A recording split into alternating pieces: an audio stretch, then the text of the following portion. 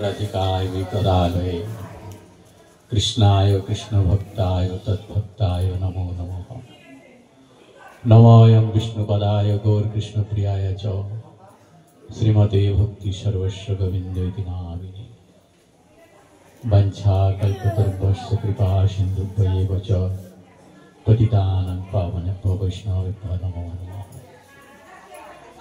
सर्वाग्रे अस्मदीय गुरुपाद पद्म नित्यलीला प्रविष्ट मुषुबाद शिल भक्ति सर्वस्व गोविंद गोस्वामी महाराजेर अतुल चरणे अनंत कोटि दंडवत प्रणति ज्ञापन करी তিনি নিত্যলীলা হতে আমার প্রতি প্রসন্ন হন, তার অশেষ কৃপা পরিবর্ষণ করুন। তৎপশ্চাৎ আজকের হরি সভায় উপস্থিত সমস্ত ভক্তবৃন্দ এবং মাতৃমণ্ডলীর চরণে আমি করি নমস্কার। সবে পদধূলি দেহ মস্তকে আমার। আজ আমরা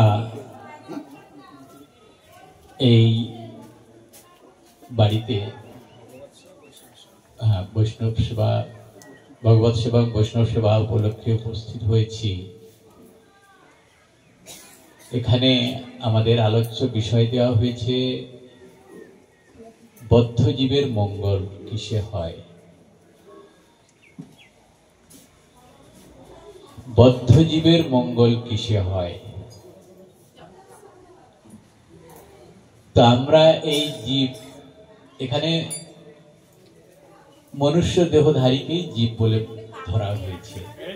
জীব তো অনন্ত কোটি আছে, তাদেরকে জীব মধ্যে গণ্য করা হয়েছে, কিন্তু এখানে জীব মানে যারা মনুষ্য দেহ পেয়েছে আমরা। তো আমাদের মঙ্গল কিসে হবে,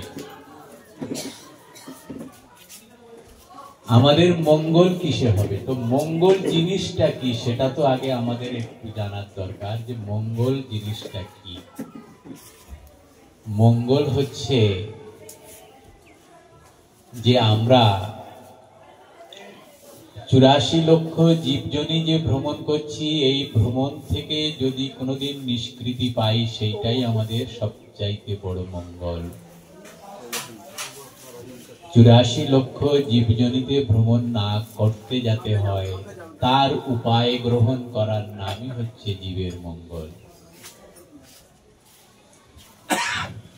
তো কি করলে আমাদের এই 84 লক্ষ জীবজনী ভ্রমণ করতে হবে না। আর আমরা এই যে 84 লক্ষ জীবজনী ভ্রমণ করছি, অর্থাৎ আমরা একটা বদ্ধ অবস্থাতে আছি। অর্থাৎ জন্মগ্রহণ করছি, আবার শরীর ছেড়ে দিচ্ছি, আবার একটা নতুন শরীর ধরছি, আবার একটা ছেড়ে দিচ্ছি। এই যে গতানুগতিক আসা যাওয়া, এর থেকে আমরা মুক্তি পাচ্ছি না, সেটাই হচ্ছে আমাদের বদ্ধ দশা। তো এই বদ্ধ দশা থেকে মুক্তি পাওয়ার উপায় হচ্ছে একমাত্র, সেই উপায়টাও আমাদের নিজের হাতেই দেওয়া আছে। সেইগুলি দিতে পারেন সাধু গুরু বৈষ্ণব, এই মুক্তির পথ বলে দিতে পারেন।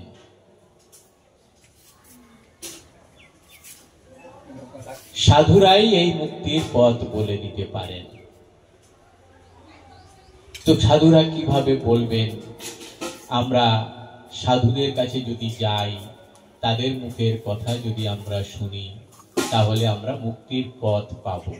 তো মুক্তির পথ হিসাবে বলছেন কি, যে আমাদের এই জগতে আমরা যে মনুষ্য দেহ লাভ করে এসেছি, আমরা কিভাবে এই মনুষ্য দেহ লাভ করলাম। কোন এক অলৌকিক শক্তি এই পৃথিবী নয়, চতুর্দশ ভুবনকে নিয়ন্ত্রণ করছেন। কে তিনি? তার সম্বন্ধে যদি আমরা সামান্যতম কিছু জানতে পারি, তবেই আমাদের মুক্তির পথ বের হবে। তিনি কে? তো তার সম্পর্কে আমরা জানলাম যে তিনি অমুক, তিনি ভগবান। এইটুকু জানলেই কি হয়ে যাবে? ভগবান তো আমাদের এই বাচ্চা এই সমাজে বহু বহু দেবী দেবতার কথাও বলা হয়েছে। অনেকে সেই দেবী দেবতাদেরকেও ভগবান বলে মনে করেন, কিন্তু প্রকৃতপক্ষে তারা কি আদৌ ভগবান? ভগবানের উপাসনার কথা বলা হয়েছে। ভগবানের উপাসনা, কার উপাসনা করব? আমরা শিবকেও অনেকে ভুলবশত ভগবান বলে মনে করে থাকি, এটা কিন্তু ভুল, আমাদের মস্ত বড়। তাহলে উপাসনা করব কার?